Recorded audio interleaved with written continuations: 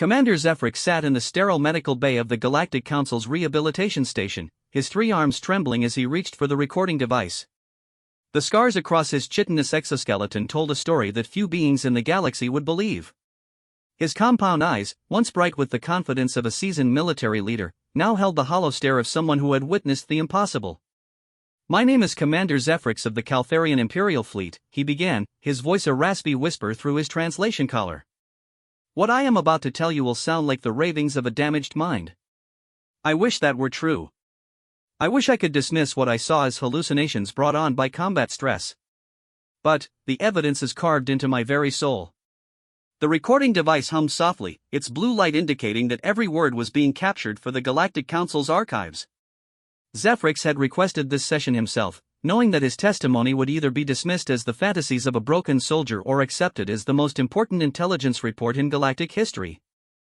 67 rotations ago, the High Command received reports of a new species emerging from the Outer Rim territories. They called themselves humans. Initial intelligence suggested they were a primitive race, barely beyond their home star system. Their technology appeared crude, their ships slow and bulky compared to our sleek vessels. The Caltharian Empire had conquered 14 different species in the past century. Humans seemed like they would be the easiest addition to our growing domain. Zephrix paused, his breathing apparatus cycling loudly in the quiet room. The memories threatened to overwhelm him, but he forced himself to continue. "I commanded the 3rd Battle Fleet, over 200 ships of the line. We were the pride of the Empire, veterans of countless campaigns. When High Command assigned us to the human pacification operation, many of us considered it an insult. We were warriors, not pest exterminators. How wrong we were. The first contact had occurred near a small human outpost on the edge of their territory." Zephrix remembered the confidence he felt as his massive dreadnought emerged from hyperspace, flanked by dozens of cruisers and destroyers. The human station was a crude affair, barely more than metal plates welded together and spinning slowly to create artificial gravity. "We transmitted the standard surrender demand," Zephrix continued. "Submit to Imperial rule, accept our governance, and your species would be allowed to serve the Empire." It was the same offer we had made to countless others. Most species saw the wisdom in surrender when faced with our overwhelming superiority. The human response had been unlike anything in Caltharian military records. Instead of surrender or even defiant rejection, they had simply said, "We'll have to pass on that. Thanks anyway." The casual dismissal had stunned the Caltharian command staff. These primitives were treating a formal Imperial ultimatum like a polite dinner invitation they couldn't accept. "Admiral Korath ordered a demonstration of force," Zephrix said, his voice growing quieter. "We destroyed one of their orbital platforms with a single plasma burst. Surely this would make them understand the futility of resistance." Instead, the human commander's next transmission was even more puzzling. The human had appeared on their screens, a bipedal creature with strange patches of hair and tiny, single-lens eyes. The being had introduced itself as Captain Sarah Chen of the Earth Defense Force. She looked directly into the camera and said, "You just made this personal." Then, the transmission ended. What followed defied every military doctrine in Caltharian strategic databases. The humans didn't retreat to their homeworld to mount a desperate last stand. They didn't attempt to negotiate. They didn't even seem particularly concerned about the overwhelming odds they faced. Instead, they attacked. "The first human ship that engaged us was smaller than our scout vessels," Zephrix recalled. "Our tactical computers couldn't even properly categorize it. But, when it opened fire, our shields failed in seconds. The energy output readings were impossible. No ship that size should have been able to generate that much power. The human vessel moved with an agility that seemed to violate physics. It darted between Caltharian ships, its weapons cutting through armor that had been designed to withstand orbital bombardments. Within minutes, 3 Caltharian cruisers were drifting hulks. We tried to adapt our tactics," Zephrix continued. "We brought our heavy weapons to bear, coordinated firing solutions that should have vaporized anything in space. But, the humans didn't fight like any enemy we had encountered. They didn't maintain formation. They didn't follow predictable attack patterns. Each ship seemed to operate independently, making decisions that no central command could coordinate. The battle had lasted for 18 hours. By the time Zephrix ordered a retreat, his fleet had been reduced to barely 40 functional ships. The humans had lost 12 vessels, and somehow even those losses seemed calculated, as if they were learning from each engagement.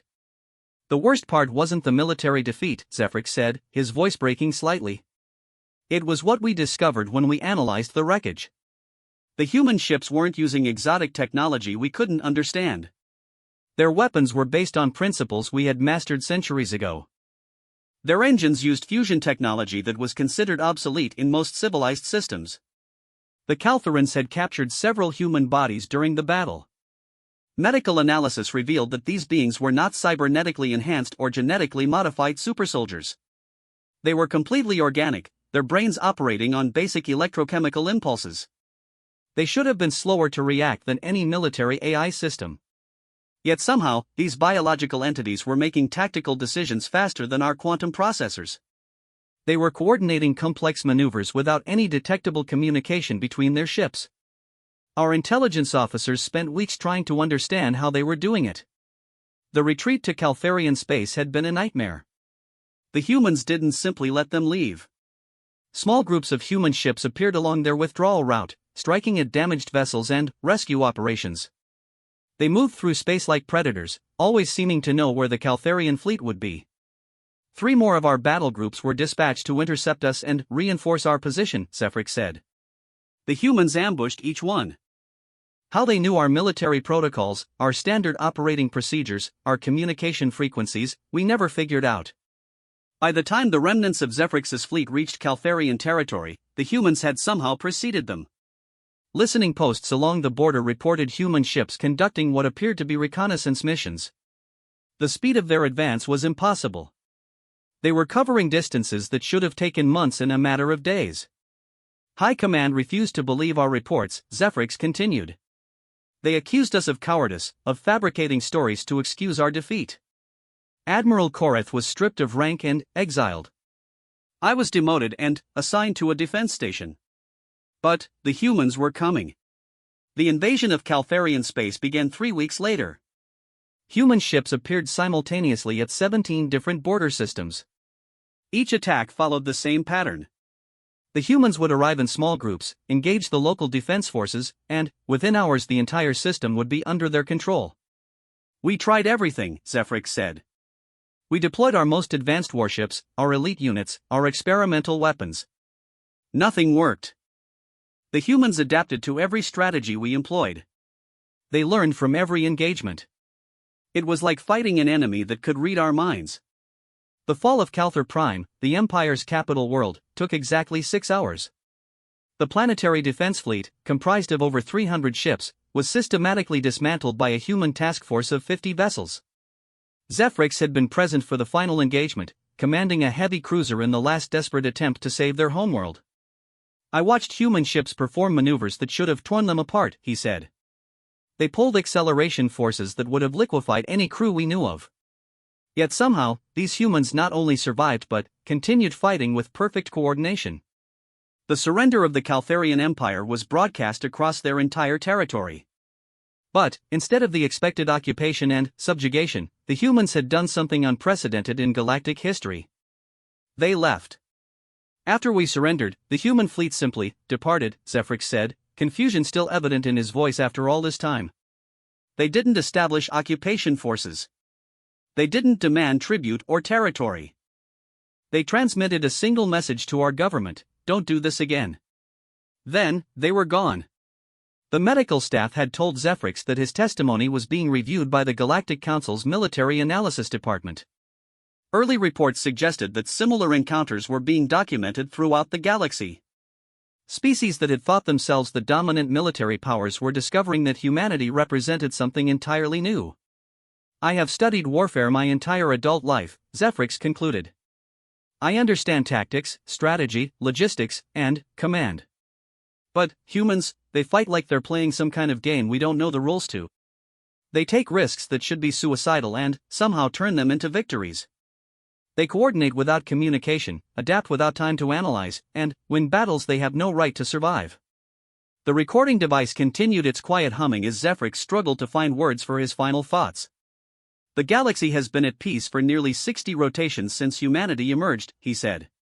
But it's not the peace of civilization or diplomacy. It's the peace of a forest where all the animals suddenly realize there's an apex predator among them. Every military commander worth their rank knows the truth now. We're all just hoping the humans remain as disinterested in conquest as they appear to be. Zephrix reached out and touched the recording device, ending the session. Through the medical bay's viewport, he could see the stars scattered across the darkness of space. Somewhere among those points of light, humanity continued its mysterious expansion through the galaxy. Every civilized species watched and wondered when the humans would decide that their current hands-off approach was no longer sufficient. The galaxy had learned a harsh lesson about assumptions and superiority. The most dangerous predator was often the one you never saw coming, and humanity had announced their presence in the most terrifying way possible. They had proven that all the advanced technology, superior numbers, and tactical knowledge in the universe meant nothing when facing an enemy that operated by rules no one else understood. Zephrix closed his compound eyes and tried not to think about the rumors circulating through the galactic intelligence networks. Reports of human exploration vessels pushing deeper into unknown space, of research stations studying phenomena that other species considered too dangerous to investigate, of military exercises that suggested capabilities far beyond what they had displayed in combat. The war was over, but the real nightmare was just beginning. Humanity had shown the galaxy what they could do when provoked. The question that kept military commanders awake across 100 different worlds was simple and terrifying. What would they do when they stopped being reactive and started being proactive? Dr. Aleph Vorman adjusted her neural interface for the third time, trying to process the impossible data streaming across her workstation. As the Galactic Council's chief xenobiological analyst, she had been tasked with understanding humanity's military capabilities through biological and technological assessment. What she had discovered challenged everything the scientific community believed about evolutionary development and combat effectiveness. The sterile research facility orbited a neutral star system, far from any inhabited worlds. Here, the galaxy's brightest minds worked to unravel the mystery of human warfare. Vorman's laboratory contained samples, recordings, and wreckage from dozens of human encounters with various species. Each piece of evidence added to a puzzle that seemed to become more complex with every new discovery. Research log, day 412, Vorman spoke into her recording device, her 4 tentacles manipulating multiple data streams simultaneously. Subject, human combat psychology and physiological adaptation.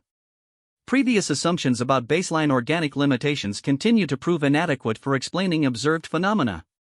The first breakthrough had come when her team analyzed human remains recovered from battle sites. Initial scans revealed that these beings possess no cybernetic enhancements, no genetic modifications, and no exotic biological augmentations. They were, by all scientific measures, completely natural organisms operating within the standard parameters of carbon-based life. Test subject designation H1 through H47 demonstrate uniform characteristics, Vorman continued.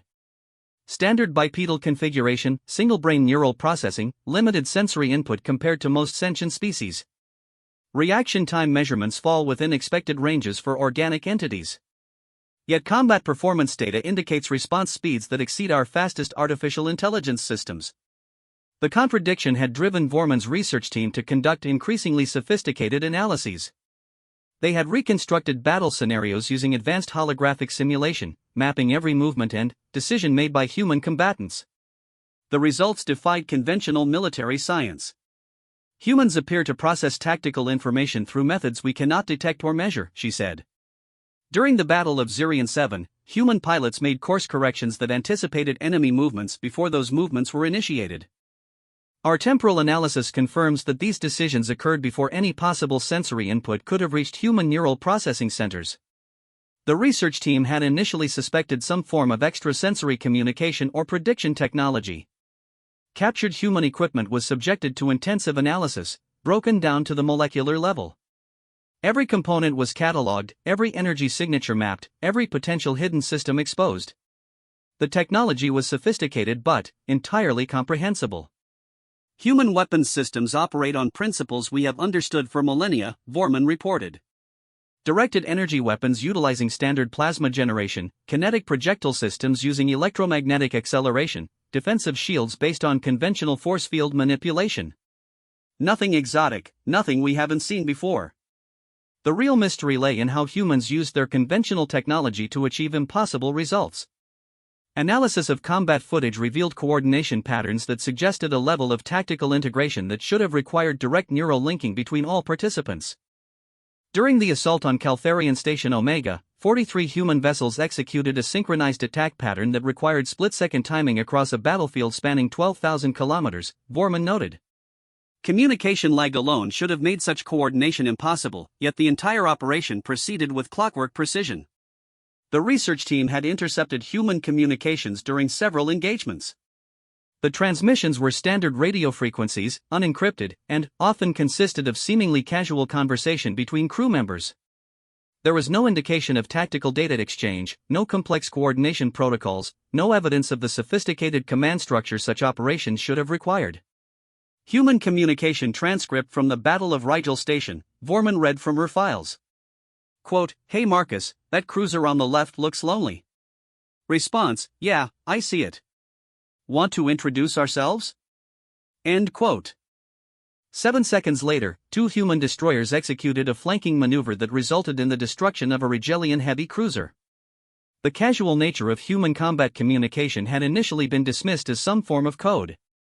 Months of linguistic analysis by the galaxy's best cryptographers revealed that humans were literally saying exactly what they appear to be saying.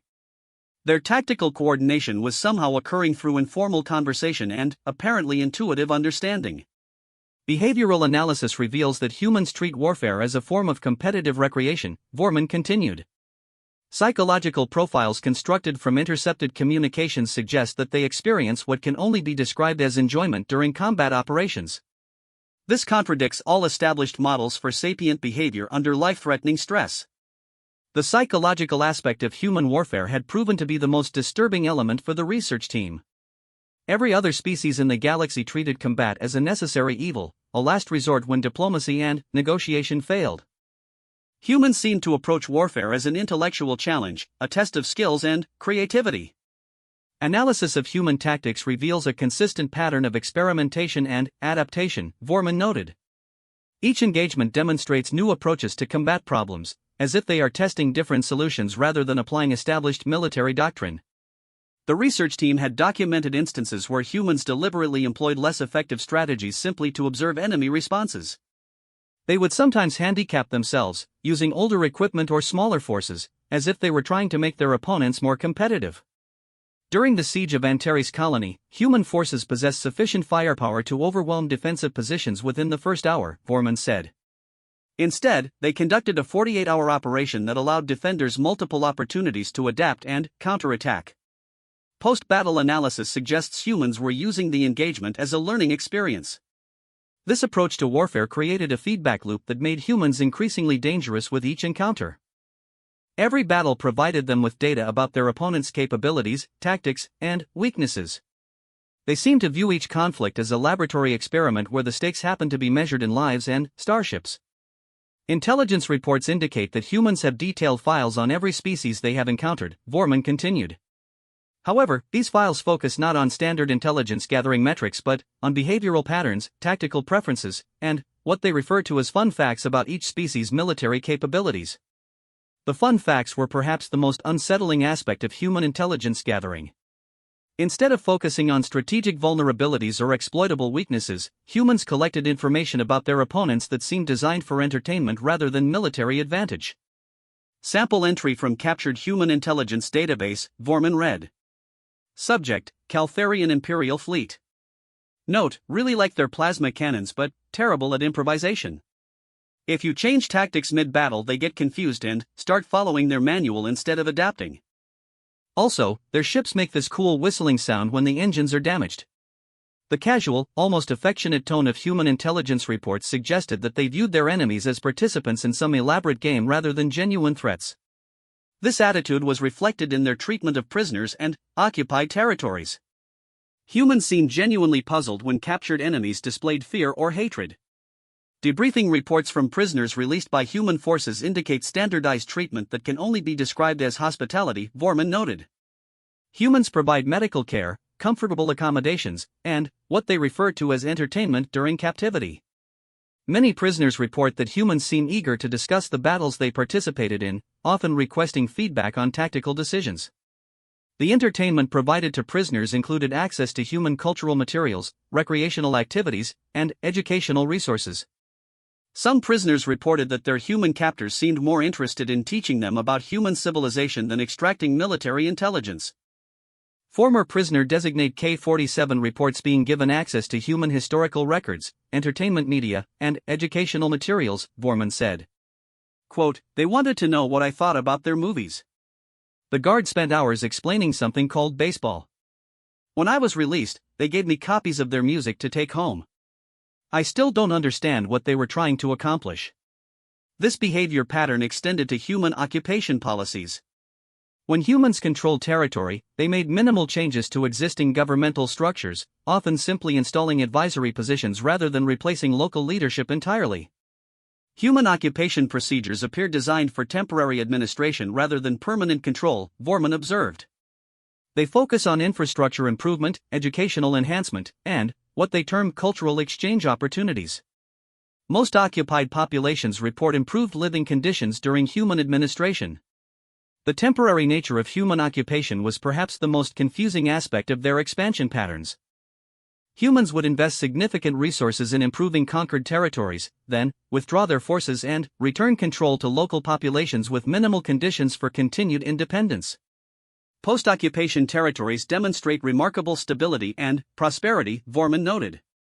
Human investments in infrastructure, education, and technological advancement continue to benefit these populations decades after human withdrawal. It appears that humans view conquest as an opportunity for large-scale community improvement projects. The research team had tried to identify strategic objectives that might explain human military behavior. Traditional motivations for interstellar conquest included resource acquisition, territorial expansion, population subjugation, or ideological enforcement. Humans seemed uninterested in any of these standard imperial goals. Analysis of human resource extraction in occupied territories shows net investment rather than exploitation, Vorman said. Humans consistently provide more resources than they remove. Their territorial claims are temporary and typically returned to original inhabitants. Population policies focus on education and voluntary cooperation rather than subjugation. The voluntary cooperation was perhaps the most mystifying element. Populations that had been conquered by humans often requested continued human presence even after official occupation ended. Some former enemies had petitioned their own governments to invite human advisors and administrators. The Rigelian Confederation formally requested human assistance in reorganizing their military structure following their defeat, Vorman noted. Quote, "From their official request, human forces demonstrated tactical innovations that we believe would significantly improve our defensive capabilities. We would appreciate the opportunity to learn from their expertise." This pattern of former enemies seeking continued human involvement suggested that human warfare served purposes beyond simple conquest. The research team had begun to theorize that humans viewed military conflict as a form of aggressive diplomacy, a method for establishing relationships with other species. Preliminary hypothesis suggests that humans use warfare as an accelerated first contact protocol, Vorman said.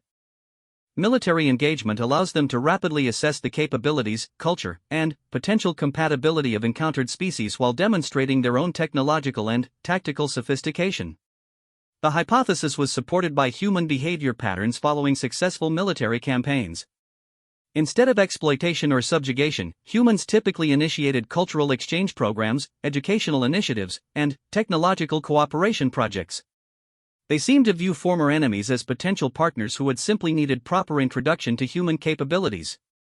Human post-conflict diplomacy focuses on integration rather than domination, Vorman observed. They appear to be actively seeking species with compatible values and capabilities for some form of collaborative relationship. Military defeat serves as a screening process for potential partners. The implications of this analysis were staggering. If humans viewed warfare as a form of recruitment, then their apparent disinterest in permanent conquest made perfect sense. They were not building an empire in the traditional sense but rather assembling a coalition of species who had demonstrated their worthiness through combat performance. Final observation, Vorman concluded. Humans may represent the first species to weaponize warfare itself as a diplomatic tool. They have created a system where military conflict serves as both a demonstration of power and an invitation to partnership. This approach renders traditional military deterrence ineffective while making resistance counterproductive to long-term species survival. The recording ended, leaving Vorman alone in her laboratory surrounded by data that challenged every assumption about interstellar relations. Outside her viewport, the stars continued their eternal dance, unaware that one small species had fundamentally altered the rules of galactic civilization through the simple expedient of treating war as the ultimate team-building exercise. Ambassador Theklan stood before the assembled representatives of the Galactic Council, his crystalline form refracting the chambers, lighting into nervous patterns across the walls. As the senior diplomat from the Vorthak hegemony, he had been tasked with presenting the Council's official response to the growing human situation. What had begun as a military threat assessment had evolved into something far more complex and troubling. Honored delegates, Theklan began, his harmonic voice resonating through the vast assembly hall. We gather today to address what our intelligence services have designated as the human factor. For the past 2 standard galactic years, we have observed a pattern of behavior from this species that challenges our fundamental understanding of interstellar relations. The council chamber fell silent.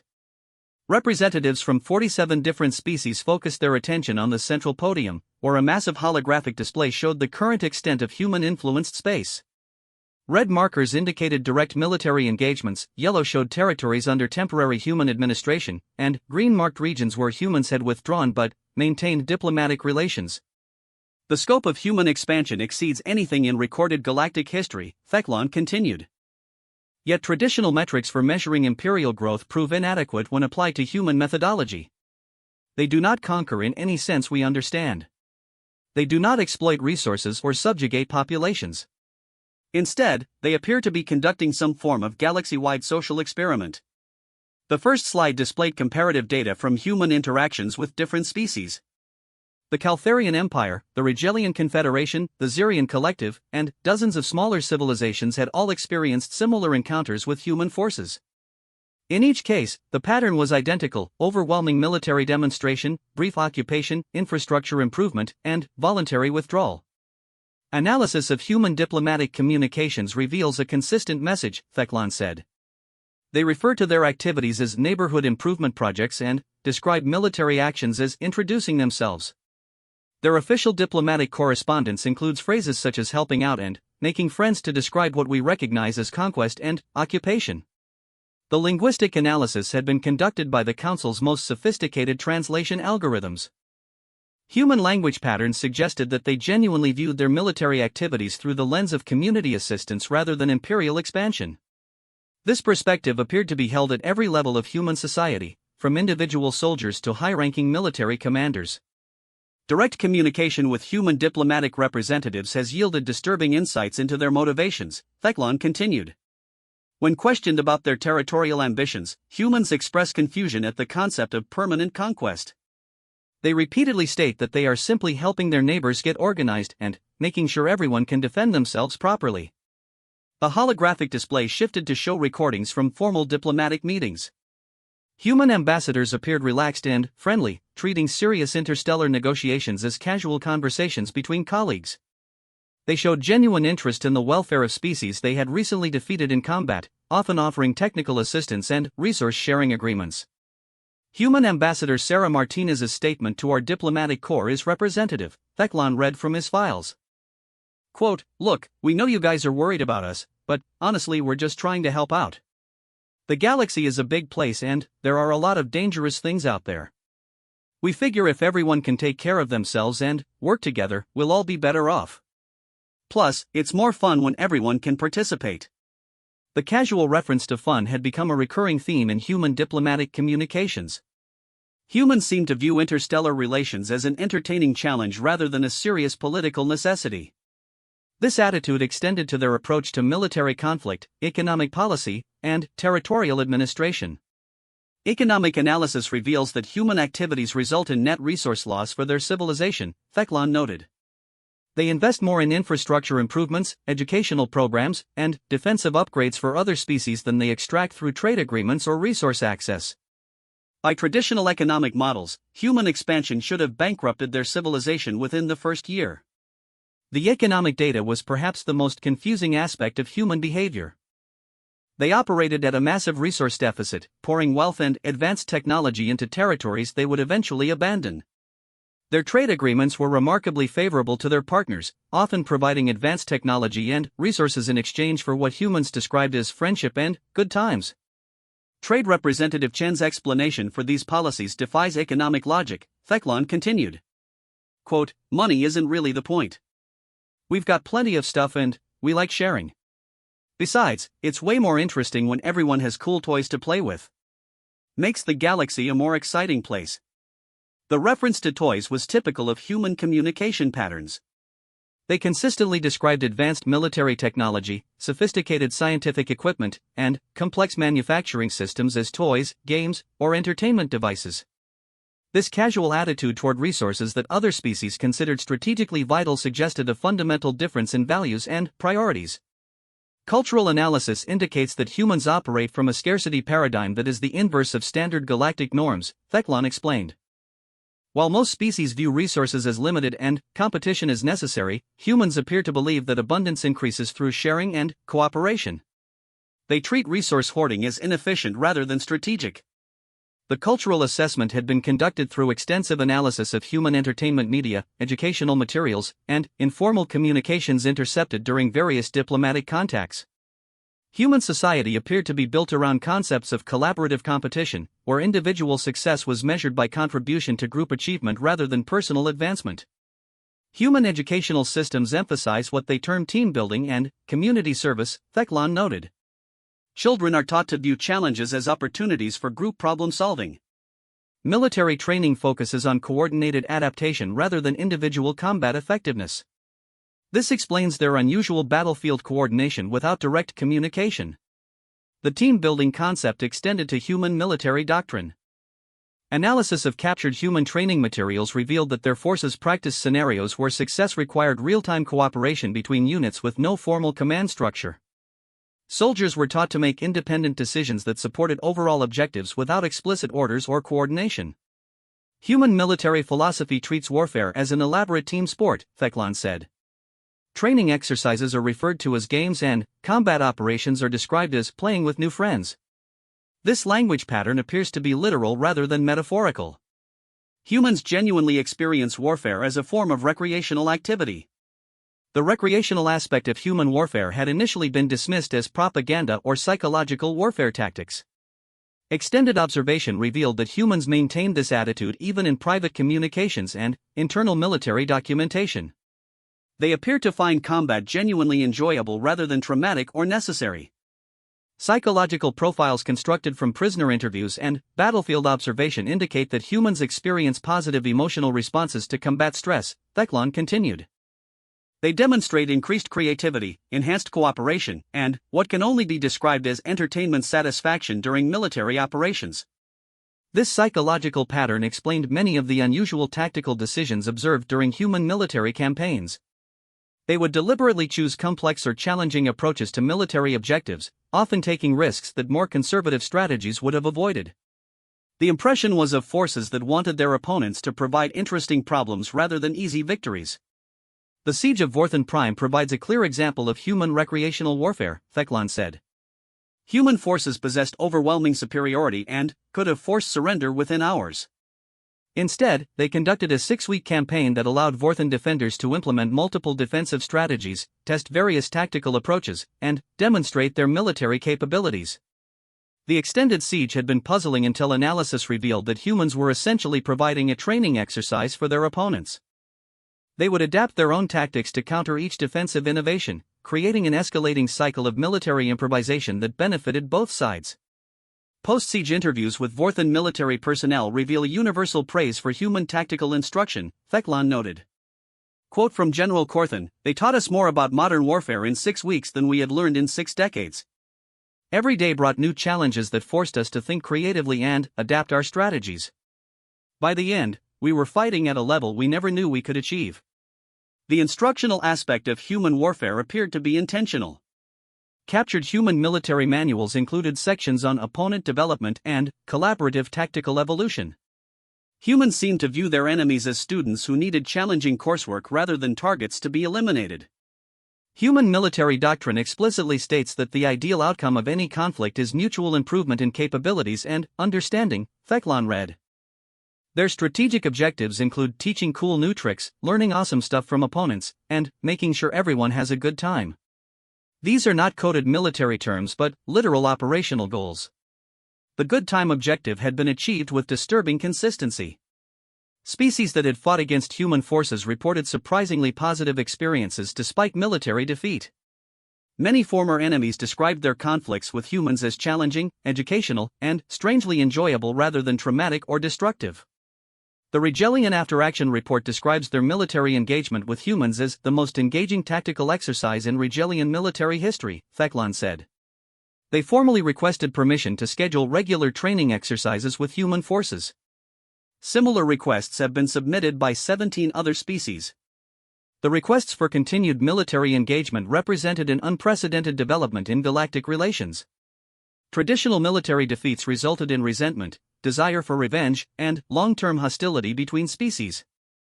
Human victories somehow produced enthusiasm for future cooperation and genuine respect for human tactical capabilities. Intelligence analysis suggests that humans have successfully weaponized the concept of fun, Theklan continued. They have created a form of warfare that opponents actively want to participate in. This represents a paradigm shift that makes traditional military deterrence not merely ineffective but counterproductive. The weaponization of entertainment had broader implications beyond military affairs. Human cultural exports were becoming increasingly popular throughout the galaxy. Human entertainment media, recreational activities, and social customs were being adopted by species that had no formal diplomatic relations with human civilization. Human cultural influence expands independently of their military activities, Theklan observed. Species that have never encountered human forces are implementing human-inspired social programs, adopting human recreational activities, and incorporating human philosophical concepts into their governmental structures. The cultural expansion was voluntary and, apparently, organic. Humans made no effort to promote their customs or values beyond simple availability. Other species encountered human cultural materials through trade networks and diplomatic exchanges, then chose to implement human practices because they appeared to improve social cohesion and individual satisfaction. The human concept of making things more fun has become a significant factor in galactic governance, Theklan noted. 14 species have formally restructured their economic systems to incorporate human-style resource sharing. 9 civilizations have adopted human conflict resolution methods. 3 entire star systems have requested human advisors to help implement fun-based social organization.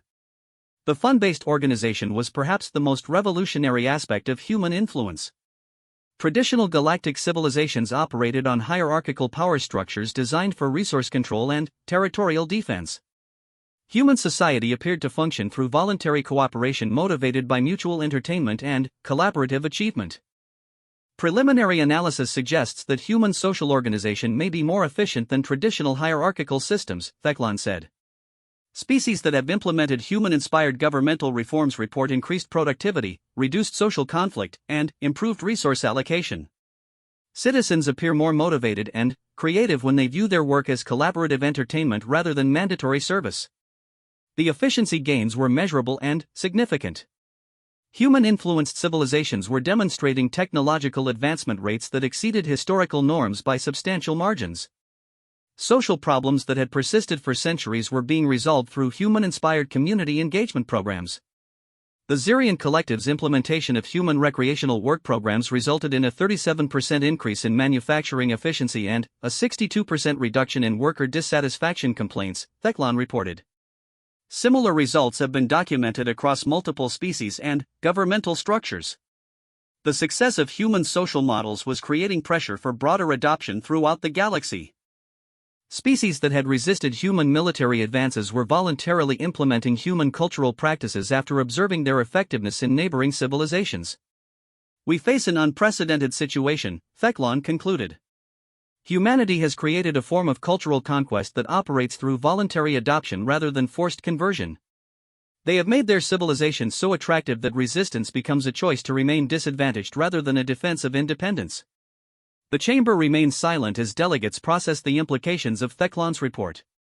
The human factor represented something entirely new in galactic affairs, a form of expansion that made everyone involved better off, including the apparent victims. Traditional responses to imperial expansion were useless against an empire that improved everything it touched and, then, left voluntarily. Outside the council chamber, the galaxy continued its slow transformation under human influence. Not through conquest or subjugation, but through the simple, revolutionary concept that civilization should be fun for everyone involved. Fleet Admiral Corvash pressed his scaled hands against the tactical display, watching the impossible unfold before his eyes. The hegemony's mightiest armada, assembled from 12 different species and representing the combined military might of half the galaxy, faced a human fleet 1/10 their size. 3 hours into the battle, Corvash was beginning to understand what previous commanders had failed to report adequately. Humans didn't just win battles. They transformed them into something else entirely. "Admiral, the humans are requesting communication," his aide announced, her voice tight with confusion. "They want to discuss what they call battle optimization protocols." Corvash stared at the tactical display where human ships moved through his formation like dancers performing an intricate routine. They had disabled over 200 hegemony vessels without destroying a single one. Every shot was precisely calculated to knock out weapons and engines while leaving life support and crew quarters intact. It was a level of precision that should have been impossible in the chaos of space combat. "Put them through," Corvash ordered. The main screen flickered to life, revealing a human female in what appeared to be a casual military uniform. She was smiling, which Corvash found deeply unsettling given the circumstances. "Hey there. I'm Admiral Lisa Zhang, Earth Defense Force. Great battle so far. Your Xerian contingent has some really creative defensive patterns. We're learning a ton out here." Corvash's translator struggled with the casual tone and informal language. "You are learning? In the middle of combat?" "Oh, absolutely." Zhang replied enthusiastically. "Combat is like the ultimate teacher, you know? High stakes, real-time problem solving, immediate feedback on your decisions. Plus you guys are showing us some tactics we've never seen before. That spiral formation your Caltharian cruisers used? Brilliant. We're definitely stealing that for our own training exercises." "Stealing?" Corvash repeated slowly. "You intend to adopt our military tactics?" "Well, yeah. That's half the fun of meeting new people. Everyone's got different approaches to problems. Take your shield harmonics for example. We've been using standard rotation frequencies, but you guys have this wave pattern thing that's way more efficient. Mind if we ask how you figured that out?" Corvash looked around his bridge, noting the expressions of complete bewilderment on his crew's faces. The humans were asking for tactical advice in the middle of a battle they were clearly winning. It was like being given homework by the enemy currently defeating you. "I do not understand your request," Corvash said carefully. "Oh, it's simple. We're always looking to improve our tech and tactics. Combat gives us a chance to see what works and what doesn't. Your energy distribution systems are way more sophisticated than ours. We'd love to know the theory behind the design." Admiral Zhang spoke as if they were colleagues discussing a technical paper rather than enemies engaged in mortal combat. Her tone suggested genuine curiosity and professional interest rather than any form of intimidation or psychological warfare. "You wish to learn our military secrets while you defeat us?" Corvash asked. "Well, when you put it like that it sounds kind of weird," Zhang admitted. "But think about it this way. After this is all over, we're probably going to be friends, right? I mean, that's how it usually works out. So why not skip ahead to the part where we're sharing cool ideas and helping each other out?" The casual assumption of future friendship was perhaps the most alien aspect of human warfare. They seemed to view current enemies as future partners who simply hadn't been properly introduced yet. This perspective explained their non-lethal combat tactics and post-victory behavior patterns. "You assume we will be friends," Corvash said. "History suggests it's likely," Zhang replied. "We haven't met anyone yet who didn't end up being pretty cool once we got to know each other. Plus, you guys have some amazing tech and interesting cultures. Why wouldn't we want to be friends?" On his tactical display, Corvash watched human fighters weave between his heavy cruisers, their pilots performing maneuvers that violated every principle of physics he understood. Yet they weren't pressing their advantage or moving in for killing strikes. Instead, they seemed to be demonstrating their capabilities while simultaneously studying his force's responses. "Your pilots," Corvash said slowly. "They're showing off. Oh, definitely. Zhang agreed cheerfully. Combat's no fun if you can't try out new moves. Plus, we like to let people see what we can do. Helps avoid misunderstandings later on. The showing off was methodical and comprehensive. Human ships demonstrated superior speed, maneuverability, firepower, and defensive capabilities without using these advantages to end the battle quickly. They appeared to be conducting a live-fire exhibition of human military technology for their opponents' benefit. You are teaching us, Corvash realized. Exactly. See, you're getting it. Combat's way more educational when both sides are learning something. We show you our stuff, you show us yours, everyone goes home smarter and better equipped. Zhang's explanation made the entire battle suddenly comprehensible. Humans weren't trying to win in any traditional sense. They were conducting an elaborate educational exchange program using military force as a teaching tool. The goal wasn't victory but mutual improvement. This is not warfare, Corvash said. Well, technically it is warfare, Zhang corrected. Just a more productive kind than most people are used to. Traditional warfare is kind of wasteful when you think about it. Lots of destruction, resources get blown up, people die, and nobody really learns anything useful.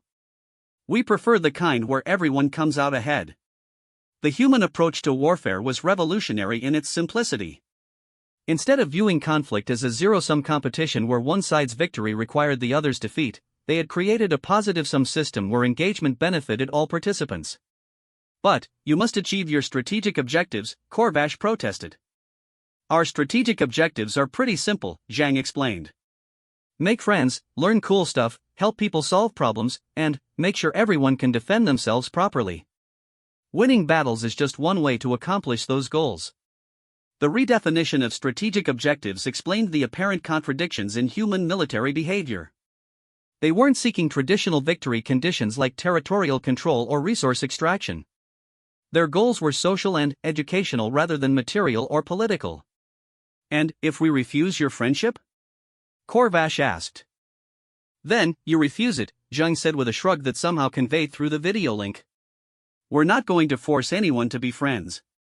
That would be weird and counterproductive. But, we'll probably keep checking back periodically to see if you've changed your minds. Plus, we'd still share any defensive technology you might need if someone else causes trouble. The offer of defensive technology to hostile forces was unprecedented in galactic military history. Humans were apparently willing to provide military assistance even to civilizations that rejected their friendship, simply because they believed everyone deserved adequate defense capabilities. You would arm your enemies? Corvash asked. We'd arm people who needed better defenses, Zhang clarified. Enemy is kind of a temporary category, you know? Most of the people we fought turned out to be pretty reasonable once we worked through the initial misunderstandings. On the tactical display, Corvash could see that his fleet was effectively neutralized. Not destroyed, not routed, simply rendered incapable of continued combat through precision targeting that left crews safe and ships reparable. The humans had achieved total victory without inflicting permanent damage on their opponents. What are your surrender terms? Corvash asked, accepting the inevitable. Surrender terms? Zhang looked genuinely puzzled. We don't really do surrender terms. More like post-battle hangout protocols. Want to grab some coffee and talk about how that went? We've got questions about your tactical coordination systems and some ideas for upgrades you might find interesting. The invitation to coffee following military defeat was so alien that Corvash's translator actually paused for several seconds before providing what seemed like an inadequate conversion of the concept. Humans apparently wanted to socialize with their defeated enemies immediately after combat. You wish to socialize with us? Corvash said slowly. Absolutely. Combat's great for breaking the ice, but the real relationship building happens afterward. Plus, we've got some of that human chocolate that everyone seems to love, and we're curious about that fermented juice stuff your people make. Cultural exchange is the best part of meeting new civilizations. Admiral Zhang spoke as if the brutal military engagement they had just concluded was merely a preliminary social activity designed to facilitate future friendship. Her enthusiasm was genuine and infectious, making it difficult to maintain appropriate military hostility. I will need to consult with my government, Corvash said. Of course. Take your time. We'll stick around and help with repairs while you decide. Oh, and our engineering teams have some ideas for improving your engine efficiency that you might want to hear about. The offer of assistance with repairs was consistent with previous human post-conflict behavior. They routinely provided technical support and resource assistance to defeated enemies, often improving their opponents' capabilities beyond pre-conflict levels. Why? Korvash asked. Why do you help those you defeat? Zhang's expression became more thoughtful, as if she was considering how to explain something fundamentally obvious to someone who didn't understand basic concepts. Because making friends is more fun than making enemies, she said finally. And because the galaxy's a big, complicated place full of interesting people and dangerous problems. We figure everyone's better off if we all work together instead of fighting each other over stuff that doesn't really matter. The human philosophy reduced interstellar relations to personal friendship on a galactic scale. They approached military conflict as a method for establishing relationships rather than resolving disagreements. Combat became a form of accelerated diplomacy that allowed species to understand each other's capabilities and values. Your civilization sees warfare as diplomacy, Korvash observed. More like warfare is just one tool in the diplomacy toolkit, Zhang corrected. Sometimes you need to demonstrate capabilities before people take you seriously. Sometimes you need to show that you're not a threat even though you could be. Sometimes people need help learning to defend themselves properly. Combat's just really efficient for all of those things. The efficiency argument was compelling. Traditional diplomacy required years or decades to establish the kind of mutual understanding that humans achieved through brief military engagements. They compressed complex political negotiations into practical demonstrations of capability and intent. And, after today? Korvash asked. After today we're probably going to be great friends, Zhang said enthusiastically. Your people have impressive engineering skills and interesting cultural practices. We'd love to set up exchange programs, joint research projects, maybe coordinate some defensive initiatives for this sector. There are some nasty things moving around in the Outer Rim that everyone's going to need to deal with eventually. The reference to Outer Rim threats was ominous. Human expansion had thus far encountered only established galactic civilizations. The suggestion that they were aware of external dangers implied a broader strategic perspective than anyone had suspected. What Outer Rim threats? Korvash demanded. Oh, you guys haven't detected them yet? Zhang looked surprised. Well, that explains why you're not coordinating your defense efforts. Yeah, there's some seriously unfriendly stuff heading this way from outside the galaxy. Should arrive in maybe 10 to 15 years. We've been trying to make sure everyone's ready when they get here. The casual revelation that humanity had been preparing the galaxy for external invasion recontextualized everything. Their military campaigns weren't random expansion or imperial conquest. They were systematically upgrading galactic defense capabilities in preparation for a threat no one else had detected. You have been preparing us for invasion, Korvash said slowly. More like preparing with you for invasion, Zhang corrected. We can't handle something that big by ourselves. Nobody can. But, if everyone works together and shares technology and coordinates properly, we should be able to deal with it just fine.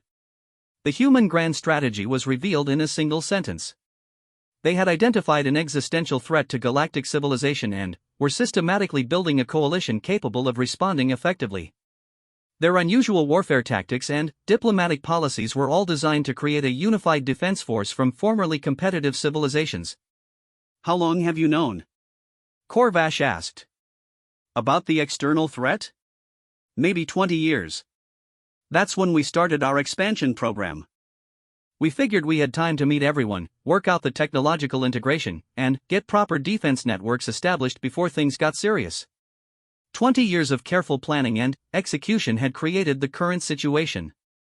Humans had deliberately revealed themselves to galactic civilization at precisely the moment necessary to begin defensive preparations. Their timeline was calculated to provide adequate preparation time while minimizing social disruption. This entire conversation has been strategic manipulation, Korvash realized. This entire conversation has been honest communication about our goals and methods, Zhang replied firmly. We're not manipulating anyone. We're telling everyone exactly what we're doing and why we're doing it. The strategic part is making sure we do it efficiently and effectively. The distinction between manipulation and honest strategic communication was subtle but important. Humans were achieving their objectives through transparent explanation of their methods rather than deception or coercion. They simply made their approach so attractive that cooperation became the obvious choice. And if we choose not to cooperate? Corvash asked. Then, you don't cooperate, Zhang said simply. But, when the external threat arrives, you're going to need help whether you want it or not. We prefer to have that help organized in advance, but we'll do our best to assist anyone who needs it regardless of their previous cooperation level. The unconditional offer of assistance eliminated any incentive for non-cooperation while maintaining respect for autonomous decision-making.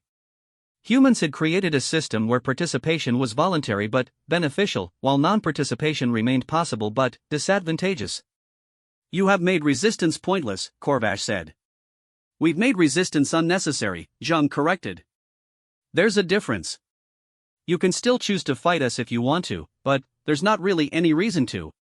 We're offering everything you'd want from victory without requiring you to actually lose anything. The elimination of incentives for resistance was the final stroke of human strategic genius. They had created a form of conquest where the conquered benefited more than the conquerors, making opposition irrational rather than impossible. Corvash looked around his bridge one final time, seeing the faces of his crew as they processed the same revelations he was experiencing. The mighty hegemony fleet had not been defeated by superior force. They had been educated about the nature of their situation and invited to participate in their own civilization's survival. Very well, Corvash said finally. We accept your offer of friendship. And your coffee. Admiral Zhang's smile broadened. Excellent. This is going to be the beginning of a beautiful friendship. Now, let's talk about those shield harmonics. The conversation continued as two fleets began the complex process of transforming from enemies to allies. Throughout the galaxy, similar transformations were occurring as humanity's grand strategy approached its culmination. The war front had never been about conquest. It had been about survival, cooperation, and the revolutionary idea that the universe worked better when everyone was friends. In the depths of space beyond the galactic rim, ancient sensors detected the expanding network of human-influenced civilizations. The approaching threat adjusted its calculations and continued its inexorable advance toward a galaxy that was, for the first time in its history, preparing to defend itself as a unified whole.